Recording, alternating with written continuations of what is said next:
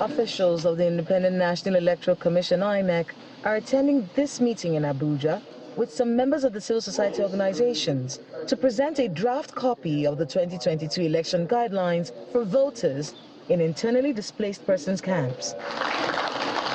The INEC chairman underscores the imperatives of the new guidelines, citing the 2022 electoral laws and the introduction of additional technologies as key reasons for the review of the previous documents. The idea is to align the framework with the provisions of the Electoral Act 2022, specifically Section 24, subsection 1, which empowers the Commission to ensure that, as far as practicable, no Nigerian is disenfranchised on account of displacement by emergency situations. The INEC 2015 election guidelines for IDPs limited the definition of internally displaced persons to those affected by insurgency in Adamawa, Borno, and Yobe states. The document was later reviewed in 2019 to include all those displaced by natural disasters. Ahead of the 2023 general elections, the chairman of the INEC Review Committee gives highlights on the draft guidelines for IDP voting. INEC voter authentication system, that is smart card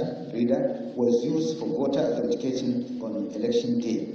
While in 2023, the bimodal voter authentication system BVAS will be used. It authenticates eligible voters either via the thumbprint or the facial recognition system.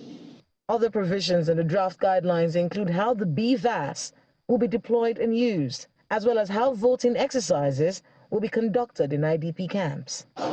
However, some of the representatives of the IDPs here are more interested in their security during the elections. When we started in 2019, many people were saying we can go back to our polling unit and vote if the government provides security enough.